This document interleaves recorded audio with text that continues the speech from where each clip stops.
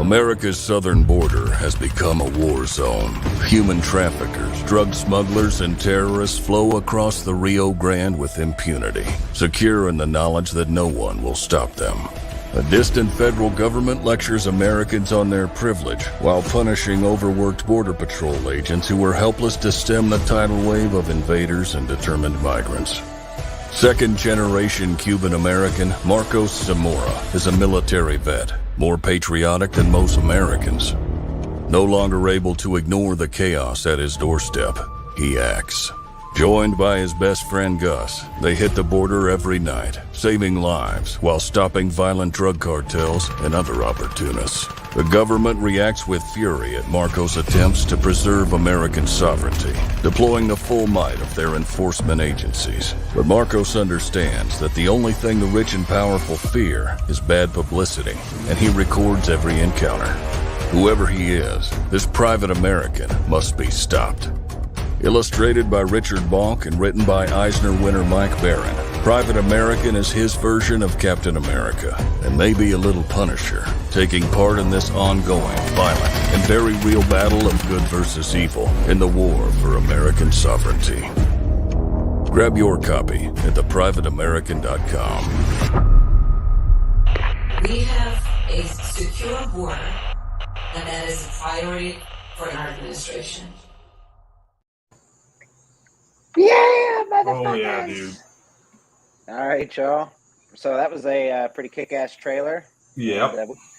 And, before we introduce our guest, if you haven't put it together already, we'll kick the show off normally. I want to thank everybody for joining us yet again on another episode of the Ginge and Pedro Show. I am, of course, Ginge Gingerton. Alongside me, south of the border, Pedro. What's up, buddy? Yeah, dude. Like, this show kind of makes me feel like we're doing things right. Like when you get a guest of this caliber, you just get giddy, you know. It's like, yeah. So, dude, I don't know what to say. Like, this guy's a legend. Dude, I've read his books, some of them. Like, dude, he starts his career the year I was born. And now I'm not calling him old, but like his first publication was in 1974 in March. I was born in February of 74. So that already to me is just like, you know. So, dude, let's just bring him in. You're killing us, buddy. You're killing us. Yeah. It's okay. Ooh. No. All right. But absolutely. And just before we get started, we do want to remind everybody we have Tropical Magics on Kickstarter. Yep, we do. Yep. So we chance, appreciate that. Yeah. Y'all zipping over there and signing up on the pre-launch. And without further ado, let's go ahead and bring him out. The Baron of Badassness, Michael Baron. Good evening. Oh my God! Yeah, see, like the lighting, it's just. It worked. Yeah. Mike, thanks for joining us, sir. Definitely appreciate it. Yeah. So I know where do we start? Didn't you do it? I'm kind of starstruck here. So. All right, buddy. You take it away. You take it away. I'll do what I can here. Yeah. So, yeah, Mike, tell us, how's your day been, man? What's life like for a day of Mike Baron? I get up, I check my mail, I take the dogs to the park, I get back here, I go to work. I'm finishing up a new Nexus novel. Oh, all right. Nice. I'm working on 3 novels simultaneously. I was working on Florida Man, but I was unhappy about it, so I set it aside and I went to my Nexus novel, which is almost done. I'm very happy with that. And I'll probably bring that out through Wordfire Press next year. All right. Very nice. So Nexus, that character has been with you for how many years? Since 1981. 1981. Awesome, dude. Like, I just picture like having a career like with a character that goes alongside you. Like, it feels like almost like a friend, right? It does, and I never envisioned an end to it. And I'm more excited about the character than ever. I'm working on some unbelievable Nexus projects. I sent you a page from one of them by Kelsey Shannon. Oh, it's on the Twitter, our PMs on Twitter. I see. Absolutely. Let me get that up here. Hey, look, get that up. Yeah, boy. Hold up. Let me share. All right, here we go. You're killing me, Ginge. You're killing me. Can y'all see that? No. No, we can't see it now. Okay. There it is. Whoa! Look at that, Yeah, Yeah. Kelsey's killing it. dude. Kelsey's a master. Look at the depth on that middle panel. Mm. It's like the perspective, the coloring. Like Kelsey's doing the coloring here too, right? Oh yeah, it's doing everything. Oh, dude. One man show, man. It's a one man show. I got a question for you, Mike. What do you look for when you're hiring talent? Talent, but like, comic book guys, when you're getting ready to maybe try a new, whatever it may be, a new penciler, a new something do you have something in particular at this point that you're looking for? Is it just have to, rock or? Well, I don't know. There's some of these programs come together serendipitously when you strike up a friendship with somebody whose work you admire, and you wait years until they're available, and then you do something. Sometimes I'm just struck by the art. Comics are a visual medium, and if you can draw spectacular art, that certainly helps. But it's also important to be able to tell a story. And that means it's important to follow the script, or if you're going to change the script, to at least consult with me. And one of the things I have to stress is that there has to be an establishing shot on every page. Establishing shot is a view of the overall scene involving everybody who's involved in that scene and their physical relationship to one another.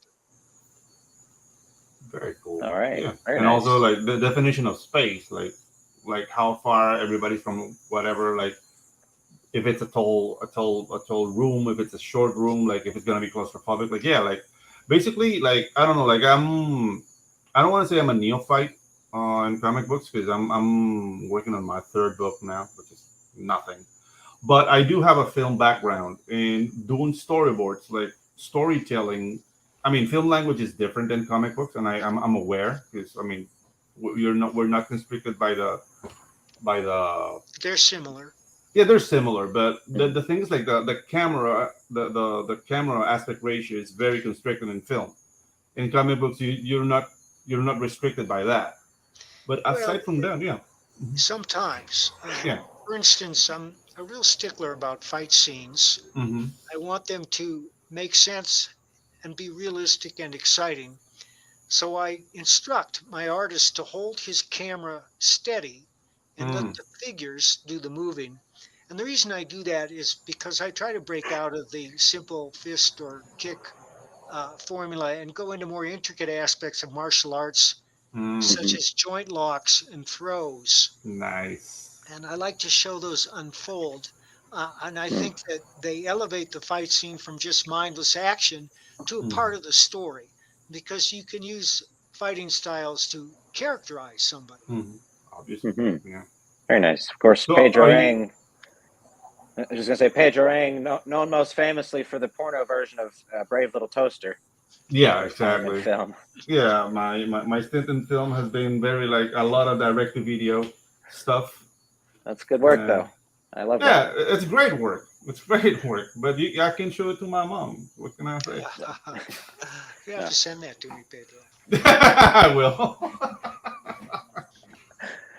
Okay, so Mike, what do you think has evolved the most over your time in comics in terms of like your stylistic decisions?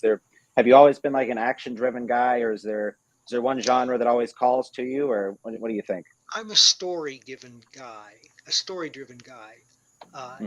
Well, I love action stories. I like all kinds of stories, including humor and horror.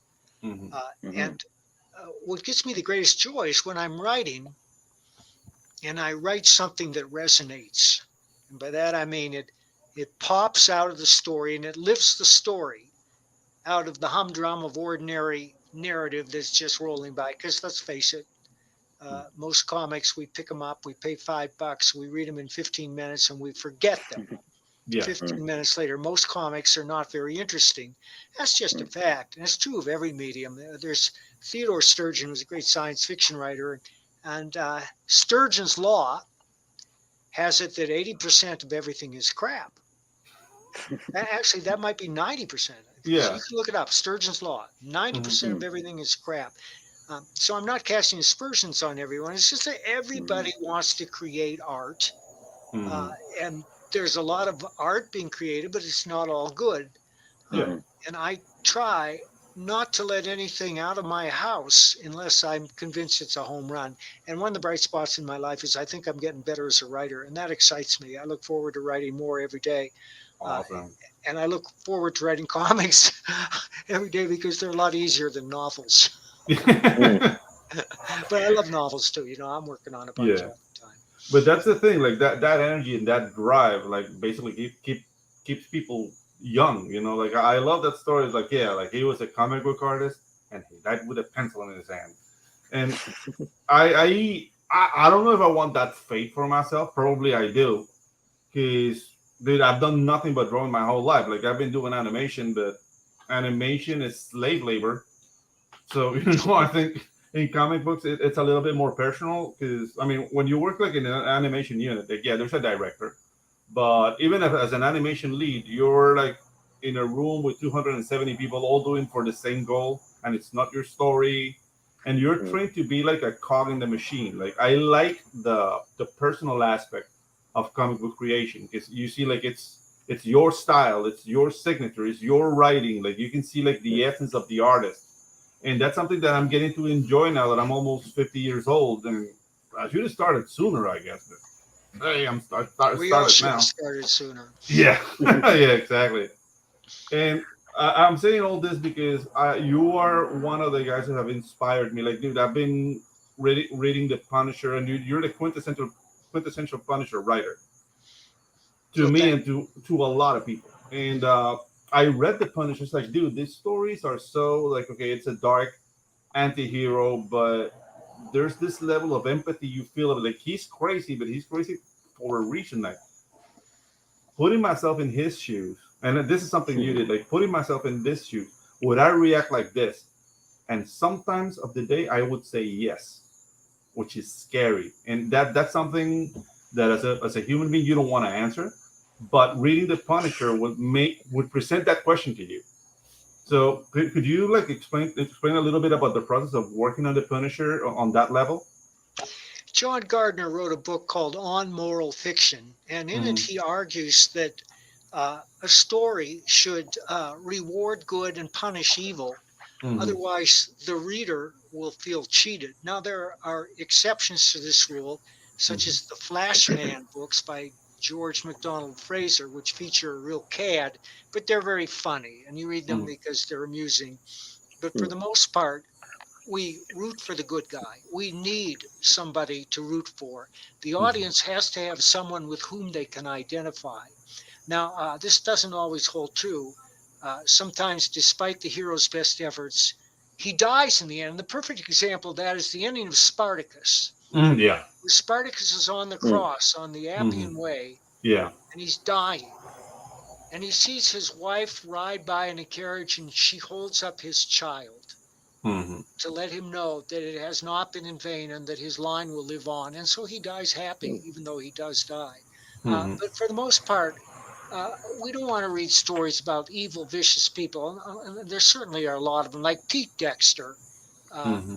Wrote a novel called Paris Trout about a vile racist. And it's just about how far he could plumb the depths of evil in this guy. And Cormac McCarthy's books often deal with totally reprehensible people, and yet they're fascinating. You go along because he paints such a vivid picture, and it's interesting. It's like watching an accident unfold. Mm-hmm. I Yeah. confess that I have been unable to finish Blood Meridian because it was just too grim for me. But those are exceptions to the rule. The reader wants someone with whom they can identify, for whom they can root. Because the most important question in fiction is what happens next? And the reader will not turn the page unless he cares. Mm-hmm. Well, how do you make the reader care? Well, first and foremost, you give him a sympathetic character for whom he can root. There are many, many other ways to make the reader care, but that's number one. Mm. Awesome. Awesome. Yeah. Like as I said, like okay, favorite characters. Like, and I mean, I go with the classics. Like, I love the Fantastic Four. I actually love the Heroes for Hire. Like the run in the '90s. I know the artist was Pascal Ferry, but I forget who the writer was. Like I really enjoyed because it was a simple good versus evil, kind of story, and the characters were like very well defined in their alignment. But the whole ambiguity of okay, I don't really like I don't know like I really enjoyed it because of all the things I was reading, The Punisher was something that I would pick up and I would put it alongside like Dune or like Well, you know the, that's funny because Kevin J. Anderson's a good friend of mine, and he's yeah. going to publish that Nexus novel. Oh, nice. Right on. Yeah, for those of you who don't know, like Kevin J. Anderson helped Brian Herbert finish the Dune books after Frank died. So yeah, to see everything connects. So, That's awesome. Mike, I got a question for you. Since we're kind of talking about the ending of a book and the fate of characters, one of my favorite movies of all time is The Mist, based off of that Stephen King short story. It's a lot. I love it because it's a great movie all the way through. But the ending, a lot of people I show it to, it's like, I don't know if they hate, most of the time it's like 50-50 if they like the ending or not. But I love it. It's so hard. You know what I mean? It's like he didn't deserve that. And then they just come rolling through. It's just so raw, What are your thoughts on something like that? I would have preferred a different ending. Yeah. Yeah, like I don't know, like that ending and that ending is not in the short story. They came with that they came up with that in the movie, and to me it was just like shock value, I guess. Like I don't know, like I It's didn't enjoy irony. it. I mean, it delivers an emotional punch. Yeah, but Yeah, it's a gut punch. It's a gut punch. Like it definitely is. But it violates the rule of unmoral fiction. Yeah. Like for example, another movie that did that to me was No Country for Old Men. And even though like the protagonist is really a guy who's like, okay, I'm too old to go fight the monsters on the world. So it's basically Tommy Lee Jones' story. The fact that the bad guy doesn't get his in the end, dude. A lot of people left that cinema with a really like horrible taste in their mouth. And just he does get hit in the end. I don't know if you recall, but at the very end of the movie, this car blows through a stop sign and hits Jigger's car broadside, and he staggers away. Yeah, one likes to think he's mortally wounded. Yeah, probably. But like people didn't see it that like I saw the reaction of people because it's like okay, this is different, and I felt, but I kept I kept it internalized. But I was watching the other people in the cinema, like as they were leaving, like dude, they left desolate. It's like no, like there's no. I hate the message of this movie. That's Cormac McCarthy. Yeah, yeah, exactly. And yeah, a lot of dates were ruined by that movie. It's definitely a dude movie. It's like There Will Be Blood. That's one of those ones you put on there with that. Yeah, it's not a dinner date movie. Movies. Yeah. No, the rule of what was it called, Mike? I'm sorry. The moral fiction on moral fiction. Right. That I hadn't heard of that book, but reading creepy comics, like I had an issue of a Dark Horse creepy, like the creepy, and one thing I noticed like halfway through, this was about a year or so ago, is that pretty much everybody got their comeuppings, even if they deserved it, or especially if they deserved it. That's the purpose of those stories. Yeah, and they go back to the old EC line of horror comics. Oh yeah, dude. Where it was to set up some cad and see him get his just desserts, which are just so horrible you gulp. But at the same time, you think, well, he deserved it. Yeah, exactly. Like I remember those. Like that actually was a constant in the old like Twilight Zone shows. Like those short films, it was always like a cat or a swindler or whatever, and he got his comeuppance at the end, and it was horrible, and you'll feel a little bit bad. But it's like, I kind of deserved it. So that kind of balanced it out, and yeah, like they're like now you're doing like Private American, which is as you say, it's a mix between Captain America and the Punisher, and it's the Punisher on the southern border. We're being shadow banned. By Indiegogo and Google. That means if you go to Indiegogo and you search for the book, it won't show up. If you enter it into Google and search for the book, it won't show up. We're not the only one. The only reason I can think why this is happening is because of the subject matter. We're Yeah. not supposed to discuss the situation on the southern border, which is disastrous. However, I have to point out that anybody who's read Thin Blue Line knows that I don't write polemics, I don't write bumper stickers or speeches. I write exciting drama Yeah. that grabs you by the throat on the first page and will carry you all the way through the story. It's the most exciting book you're going to read all year. I'm talking about Private American.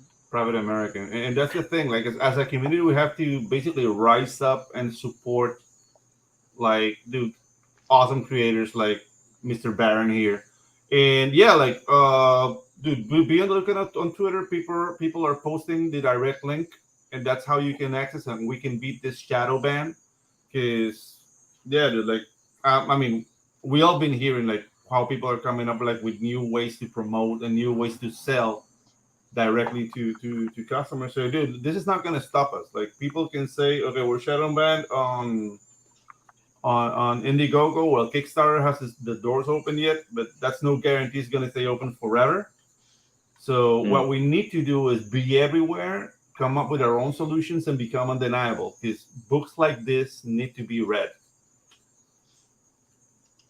Mike, do you have any plans on trying to take this stuff into bookstores? Because personally, I feel like that's sort of where all of this effort can try to go to eventually is, you know, eventually we just go there. If they're going to block us out of everywhere else, it kind of seems like. Well, I would like to see that, but it would take a publisher with guts.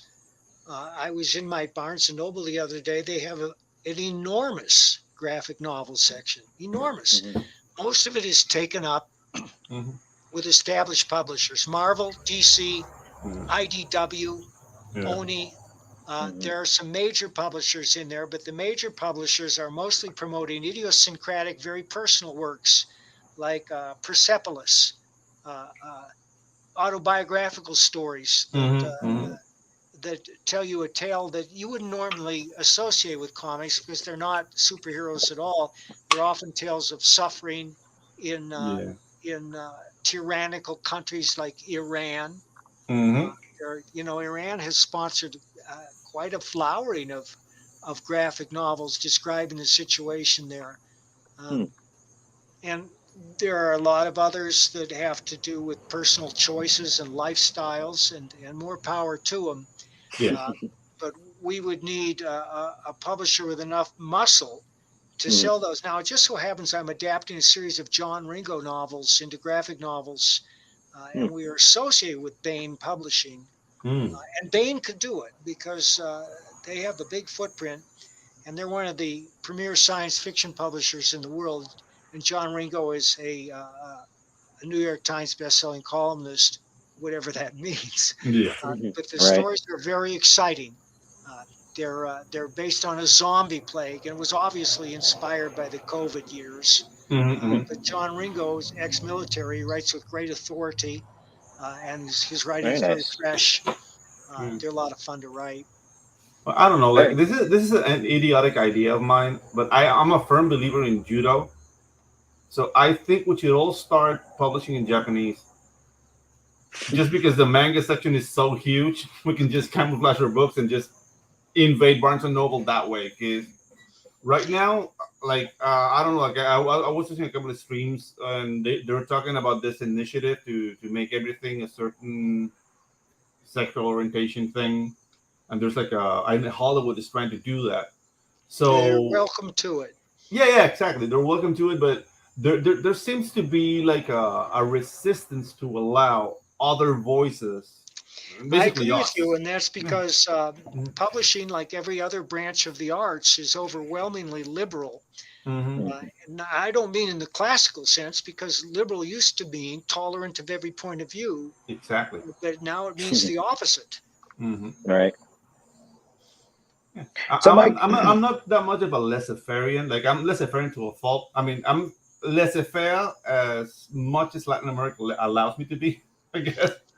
But yeah, like, I do believe like everybody should be able to speak and everybody should be able to do the voice and do them. There's some borderline torturous interference actions that have been taken.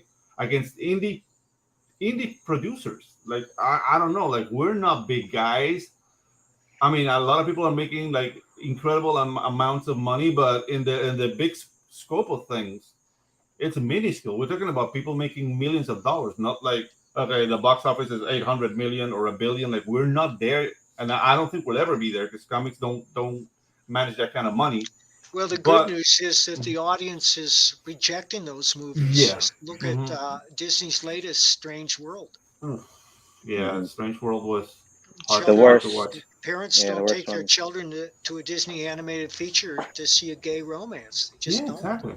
I mean, those people are free to do whatever they like, but as far as capturing a mass audience, Hmm. it's never going to be overwhelmingly popular because most people aren't gay Yeah, and they don't think that their children should be exposed to that lifestyle in their preteen years. exactly. Like there's a time and a place for that, and I understand the whole like acceptance, but I understand the whole acceptance things like in 2012.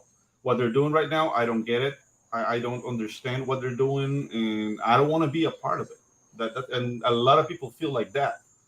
Like, like yeah, this is the first gay kiss in a kids movie. It's like, dude, why?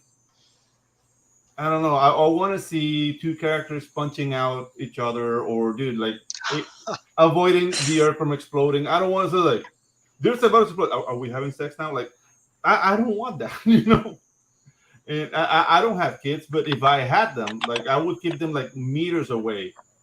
It's a, like that out conversation is gonna come at some point, but I don't want like entertainment to be permeating and giving them information they don't need, like at 12 years old, 8 years old, 7 year old. Like it's not necessary. It's not necessary. You have to allow kids to be kids. So, Mike, let's talk about Private American. This is a great segue over to that. Hmm. So, obviously, the stuff at the border was one of the inspirations for this. But could you talk a little bit about what just finally sort of made you put the pen to paper, as they say? Well, I have always ripped stories from the headlines, and anybody who's Mm, read Punisher or Nexus knows this. Hmm.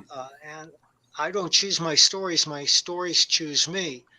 mm, Florida Man is a perfect example of that. Every time I went online, there was another Florida Man story, and it got me thinking, mhm, well, this is the stuff of fiction. It's too funny to just leave in the mm, news columns. And so I created a Florida Man to incorporate many of those stories, uh, but I made him sympathetic. Gary's a redneck living in a trailer down by the swamp. He likes to get high, he likes to get stoned. He's got a hair trigger temper, he's got a rap sheet for minor violations, but he'd give you the shirt off his back.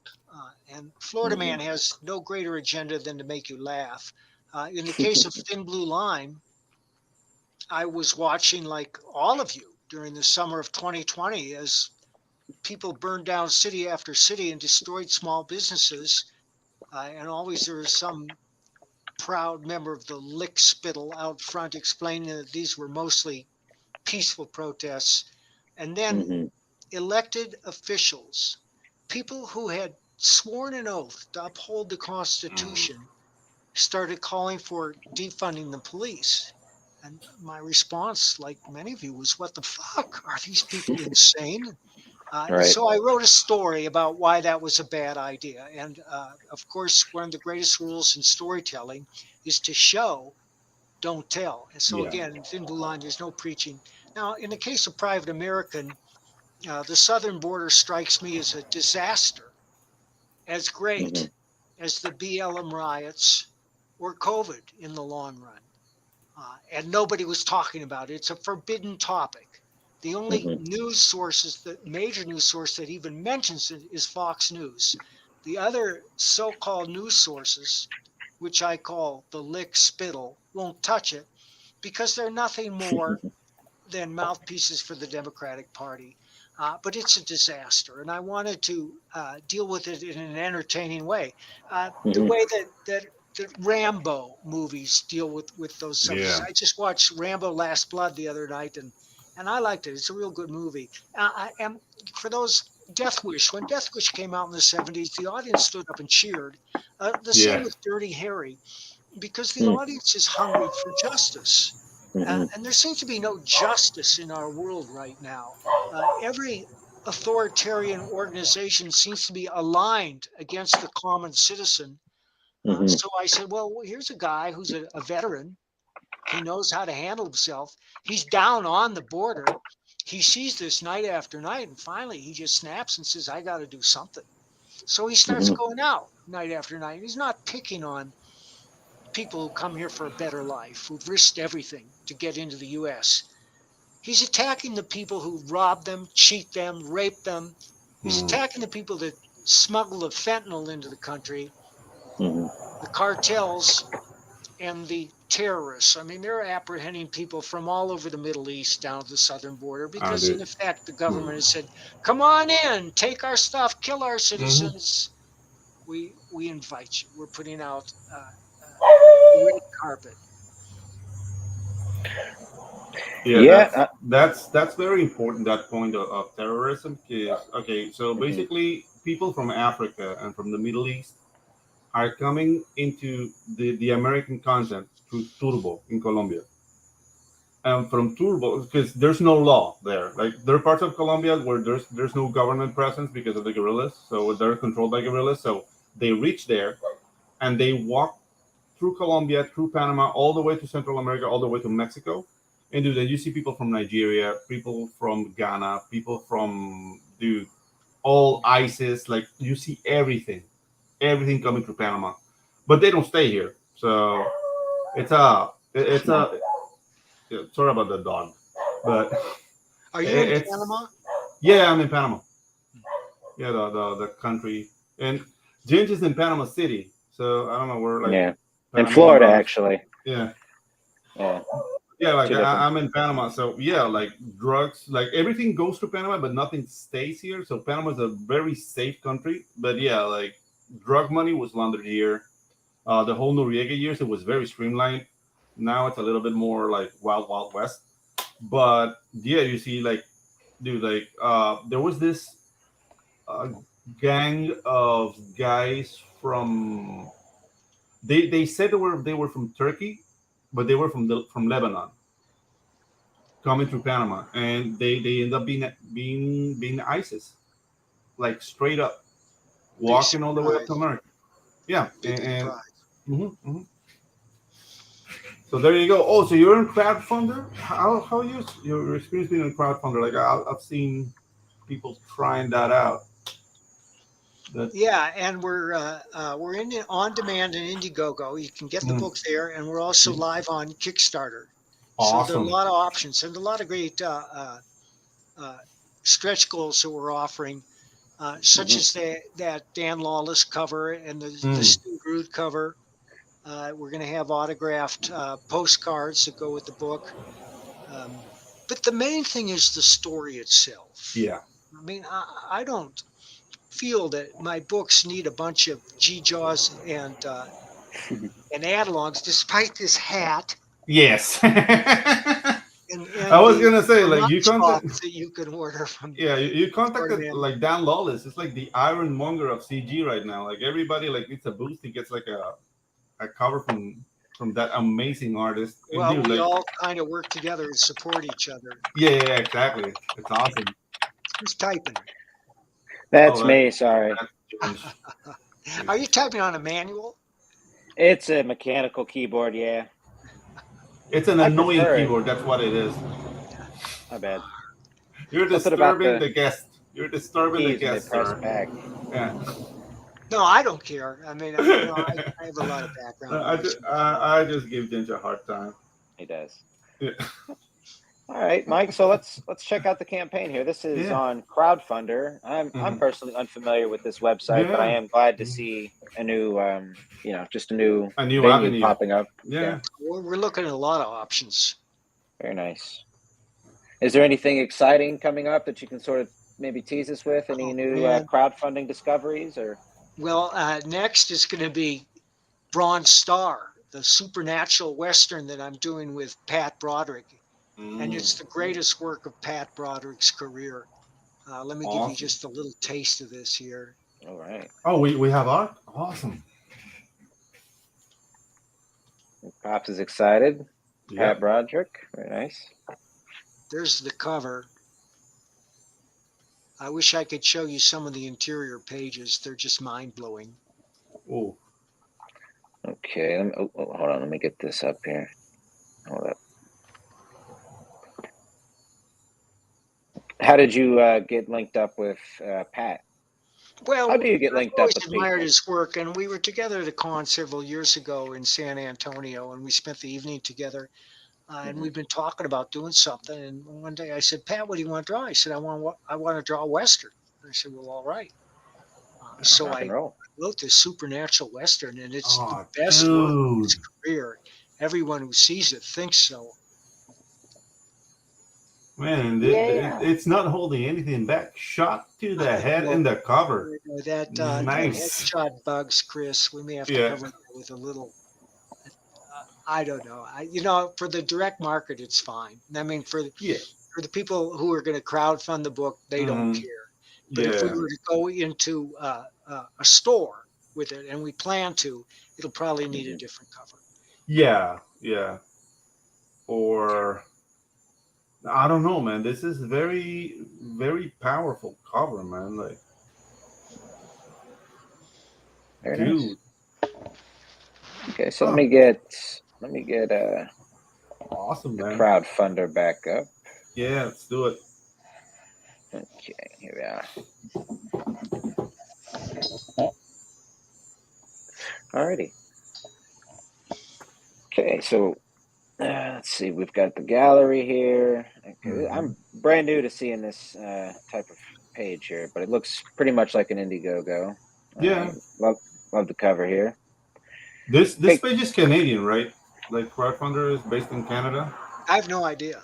I think. Well, I read something somewhere. Like I'm nothing against Canada, but I'm looking for some Canadian sort of like tag or something, but no. Looking for an A somewhere or a boot. I'll just flip it over and see what the hell we got here. I don't know. Uh, Alrighty, so could you tell us a little bit more about the characters? I know we've got the main character and then his partner. Could you sort of, elaborate a little bit, if you don't mind? Well, Marcos Zamora is a veteran who was given a dishonorable discharge because he saw a member of ISIS torturing a dog, and he shot him dead. And because of politics, he was thrown out of the service, and he ends up in Texas, where he's from. And as I said, night after night, he witnesses this.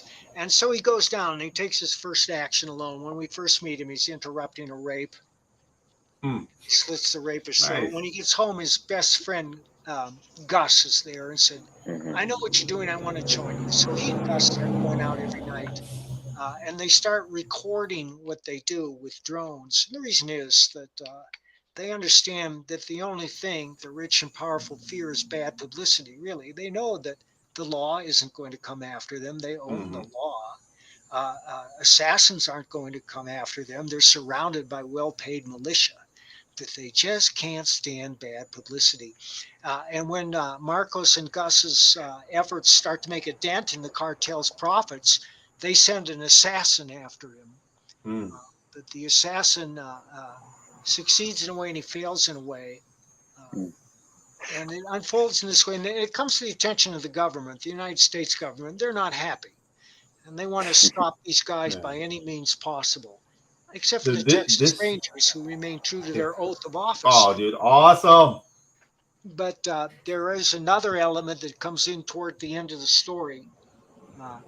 And I don't want to give that away, but it's based on a character I introduced in Thin Blue Line, but it's not that character. They say for every action, there is an equal and opposite reaction. Well, a lot of people are unhappy with George Soros, a currency manipulator and billionaire who funds these insane district attorneys who are turning every criminal loose and contributing to the spectacular rise in crime. But suppose there was an opposite person to him, an immigrant to this country who was grateful for what American stands for and who was himself a billionaire, willing to fund a group to fight back. And he calls this group the Deplorables. Nice. All right. Sweet. So, okay, are you taking into account the boar infestation in Texas on that panel? The what? The boar infestation. because there's like a lot of boars. Like I saw a documentary. That Oh, there's you like mean the wild hogs? the wild hogs. Yeah. You know, I reserve those for Florida Man. Okay. Okay. Oh yeah, actually they are. Yeah, that they are there, and that's funny because the group that's crossing the river there are a bunch of Middle Eastern terrorists wearing Oh, okay. costumes, and they show up and say, "Pigs! Nobody told us there would be pigs." Yeah, they're shooting imperialistic pigs. I love it. Nice. So, Mike, I got a question for you. Especially considering having wrote Punisher, you've probably got some idea of writing heroes with technology. What was it like writing with a character that used drones, like in the way that these characters do? Did you find it sort of provided a more unique experience from a writer's perspective, or is it Well, just it's like other just an tech? added Or story element. I have friends with drones, and they've had me operate them a little bit, Mhm. and I see what they can do. And now they have become a staple of Yeah. Mhm. surveillance everywhere. Everywhere. I mean, the government uses them. Private parties use them. Uh, you can. I was going through Walmart the other day, and in the checkout counter there were two lovely drones for sale from the Sharper Image. All right. Super light with cameras, and they broadcast everything back to your screen. And of course they've revolutionized cinematography. Every Mhm. director that directs in a wild kinetic style is using drones now Yeah. because it's a lot cheaper to get the shot than to hire a helicopter and a camera crew. Yeah. Way Right. cheaper. Like Absolutely. I remember, like back in 2008, I did the last commercial with an helicopter shot, and it was like $700 an hour, just a helicopter. And dude, it was just like it was the now they do the same shots with drones, and you can do it at night, and you can put the Mhm. drone where in places where helicopters don't fit. So, dude, it's a revolution, really. Yep. But like any tool, you can abuse it and make things look like crap. Because I recommend a movie called Ambulance, which is directed by Michael Bay, yeah, and Hmm. it has some of the most startling visuals I've ever seen. yeah. But the problem with drone shots, it's when people say, "Here comes a drone shot." Like it has to be a storytelling element. It shouldn't take you out of the story because it's a drone shot. So there's a balance you have to take. Right. Yeah, but dude, like this is amazing. Like I love the concept. I love the fact that we had this conversation before, and this shot here, the helicopter shit, the helicopter shot here, reminds me of Commando, the Schwarzenegger movie. For some reason, Right. I don't know. What's that? Right. Yeah. Okay. Awesome. But yeah, like the fact that you chose that the private American was Cuban, aside from any other like Latino nationality, rings very true because Cubans are the most like the Cubans that live in America are the most pro-America That's Latinos right. And that's ever. why Cubans are the only group Hmm. that the United States turns back. Yeah, Mm. exactly. Because you don't love freedom unless you live under communism. That's That's right. something And something every that. immigrant from a communist country has been raising the warning that, Yeah, that what's happened in Soviet Union and has happened in Red China is happening here. yeah. It happened in Nicaragua. It tried to happen in Chile, but they got all killed. Mm. And yeah, dude, like everybody like glorifies che Guevara, but dude, like you should Well, see. you did ask me what else is coming up, and Yeah. I don't want to dwell too much on this because I got something else to show you. The Oh, next All thing awesome. right. that's coming up is the Florida Man graphic novel #2, Hmm. which Matt Weldon is illustrating. He's just knocking it out of the park, Oh, and Pat Broderick did the cover to that too. Where is that cover? Oh, here it is. All awesome. right. We're getting all the previews here. Exclusives. I'll take Yeah, it. Yeah. take a look at this. Here's your hog. There's your my hog. So, That's what you love to hear. Here's my hog, baby. oh, dude, look at that. Yeah, I love that cover. Yeah, dude, that's Very awesome. nice. I Dude, love the tray dressing at the top there. Old mhm. school. And the squirrel running away, dude. The pine cone. It's So, Mike, what were some of the things that drew you to comics specifically, originally growing up as a kid? What were some of your first grabs, and what was like your first favorite comic? Uncle Scrooge is my first favorite comic. It's still a favorite of mine. Anybody who wants to do comics, I urge them to study the work of Carl Barks. Mm-hmm. He was a master. There's not a wasted panel. There's not a wasted word. He was a master of storytelling and characterization. Hmm. And All then right. I discovered Steranko, and that just knocked me for a loop. And then Neil Yeah. Adams and Barry Windsor Smith and all those guys. Is there anybody you didn't get to work with that would really love to have? I mean, Oh, I'm sure lots of that's. guys. Kyle Holtz, I'd love to work with him. Hmm.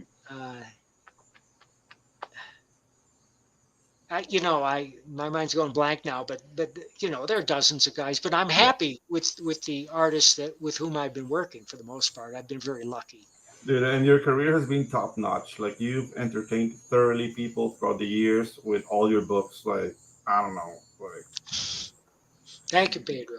yeah, no, like I mean it. Like dude, like I'm in awe at the kind of things you have come up with that in a wide range. Like you've done the Flash, Batman, Punisher, Nexus, the Badger. Like all is different and all is just excellent. So But I prefer writing my own characters. yeah, Mhm. So, obviously that's looking, restrictive. I was just looking over your Wikipedia here, which I'm not sure if it's completely up to date, but Accurate, yeah. right. Could you talk a little bit about when you were writing those Star Wars Well, novels, but with the graphic? those were just adaptations of Timothy Hmm. Zahn's novels, and they were a dream to do. Right. Because they wanted 6 issues out of every novel. I would just divide the pages up roughly into 6 equal parts. Of course, they have to end and begin on a chapter heading so that it's natural. And then I used all his own dialogue. I prided myself on not inserting any of my own words in there.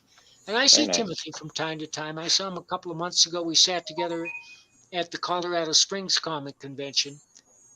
And I haven't read a lot of Star Wars fiction because there's just too much to read, Hmm.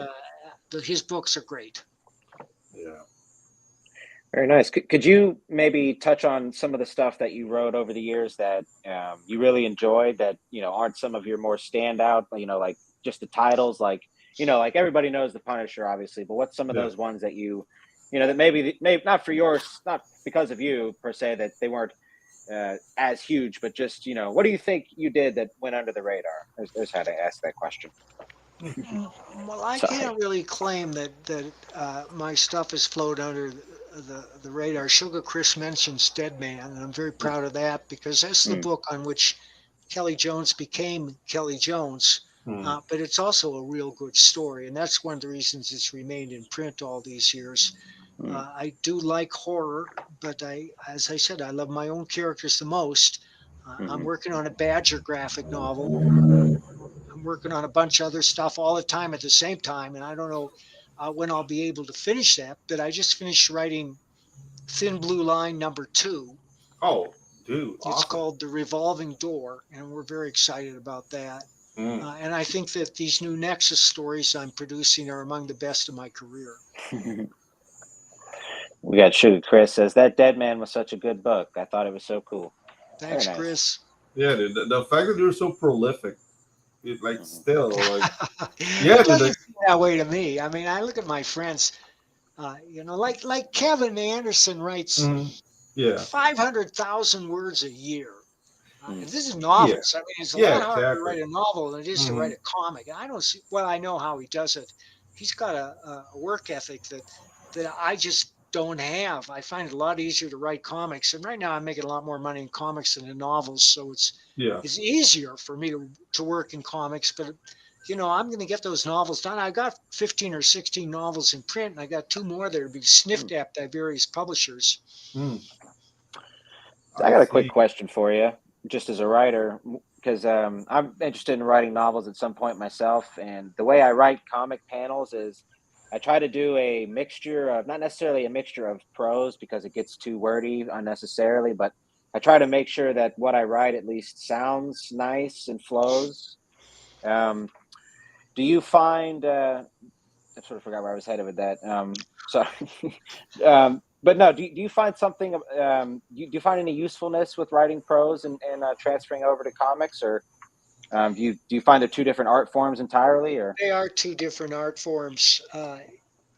The rule of show don't tell, especially in comics, is any information you can impart to the reader to advance the story visually, you should. And too many comic book writers feel that they have to add words to every panel just because the panel is there. On the other hand, these so-called wordless comics with no words are no good because you breeze through them and you're impressed by the art, but you forget the story. The story needs words to resonate, but you have to parse your words out like gold coins. Is there anybody that stands out to you for dialogue? Like, everybody sort of loves to try to be maybe a Quentin Tarantino, sort of look-alike, let's say. But is there anybody that growing up for you really stands out even today? Well, in prose, I looked at James Ellroy. And Michael Chabon is also highly memorable. In comic books, Chuck Dixon, Alan Moore when he was on. Yeah.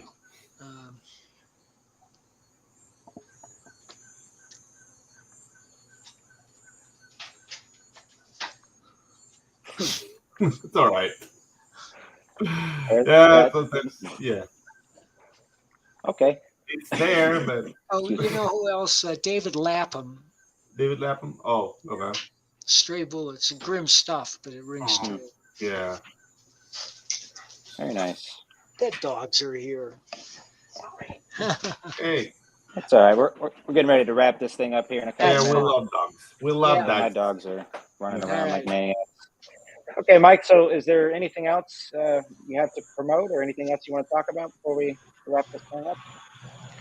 Well, no. I do have one tip for everybody, but mostly for writers, which is to always carry a pencil and a pad with you wherever you go, so that you can write things down. And I don't mean talk into your personal device. I mean write them down by hand, because you're more likely to remember them. You're more likely to look them up afterwards. And it's just a great tool to have because you never know when a great idea is going to hit you. Absolutely. Yeah. I like it. Okay. And great advice from Mike Baron. Thank you, sir. Absolutely. Thank you. This has been a delight. Yeah, man. Thanks, boys. Yeah. Absolutely. Okay, Mike, I'm going to bump you to the back real quick and we're going to end the show off. You're free to head out though, by all means. Yeah, we don't want to take any more of your time. This has been my pleasure, guys. Treasure trove of information. Bye-bye. All right, Pedro. What do you think, man? What? I don't know. Did I fanboy too much? I don't know. I think I did. I think we both made a fool of ourselves. Yeah, but I don't being care. Honest with you. But I don't care. No, it's all right, man. Great episode. Definitely could have kept questioning Mike to death. It's not, dude. But we have very to often this time, man. Yeah, you get a guy who's got close to basically 50 years of writing experience and an incredible catalog to back it up. So, I mean, there's 50 years of great writing. Right. Yeah. I mean, you can write like Campbell soup jingles for 50 years. Yeah, exactly. Yeah, sugar. I know. Mike's gonna have to go wash his shins off now, Pedro. Change his socks. Yes. That's all right though. We're having some fun. Yeah. Next week, guys, I believe we have Ali Sanguis. Yep. We got Ali coming on to talk egg another beater. Great writer. Right, absolutely. We're on a kick. And then after that, we've got an artist-writer combo, Jeremy Thevenot, coming on. Nice. After that, and followed by Hojo, Billy Tucci, Chris Vengeance, some other guests. I'm going to keep it secret, keep it safe. Keep it safe. Wow. Yeah. Very Lord of the Rings of you. My friend, of course. We got Pops getting fired up for the horror movie club with Andrew and Gabriel Magnum of Hatchet. All right, let's fucking go. All right, let's do that. Very nice. We got Sugar Chris. I want to thank you, buddy, for coming by. Appreciate you Welcome So, back yeah, guys.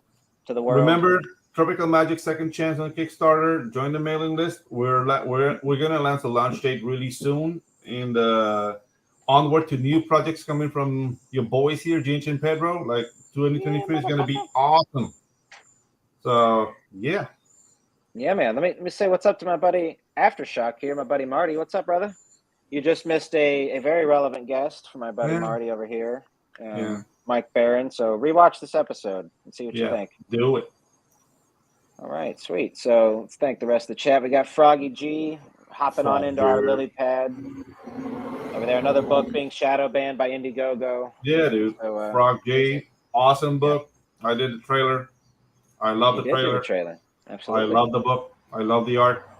Ink Spots and Jason are awesome. Definitely hero. Luke, thank you for coming by, bro. Always appreciate that. Yeah, dude. Neo Star, of course. Stefan, Neo. thank you, sir. Pops, holding it down. Yeah, Sugar Chris is pushing my buttons, man. Yeah. Like he does that. Yeah, he wants to do a collab with the Fishmonger. You're playing with fire, sir. Don't do that. I will hunt you down. Is he still around? Do you see him in the mornings? The son, yes. The son is around. The dad is dead. Oof. But the son is around, and I have his number. You have his number? Yeah. You get that fish hookup, huh? Yeah, that's that. He's gonna have his fish come up very soon. All right. Well, don't incriminate yourself too much here. We'll have to edit that part out. Yeah. We got Death Metal. Come hang out on Topic List tonight at 9:15. Hey, right on, brother. Yeah. Great show over there. We've been on that show. Also, Pedro, we're going on Keith Gleason's show on the 15th. We are. Awesome. Let's do it. Check us out there. And I guess we'll go ahead and wrap this bitch up. We got, sorry, Pedro, the ghost of the fishmonger cries out for vengeance. You will be haunted. You don't know what you're talking about, man. What's the Panamanian version of an Indian burial ground? You know, an Indian burial ground? It would be like an Indian burial ground.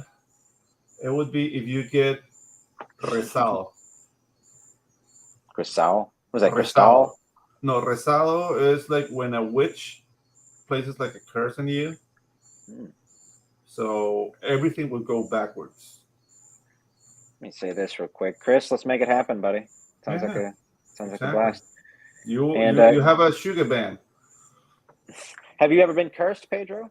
You ever bumped into one of those witches? I've heard of people who have been like rezado, like dude, and then you have to go to a witch doctor and he has to like smoke a tobacco and spit rum on you, and it's a horrible affair. Yeah. But you have to be like into that like witchcraft Santeria stuff. I'm not, so. Chris, I'll bring my chocolate buttholes just for you, pal. Yeah. We'll sip some, have some tea. Yeah. Tea and buttholes. Tea and buttholes. Yeah. Like gentlemen. Like gentlemen, absolutely. Yeah. You know, our fathers' fathers used to do that. They enjoy buttholes in the morning. All right, everybody, bring your buttholes, and we will catch you next week on the Ginge and Pedro show. Thanks for watching, everybody. Peace. Oh, I almost left the studio instead of ending the broadcast.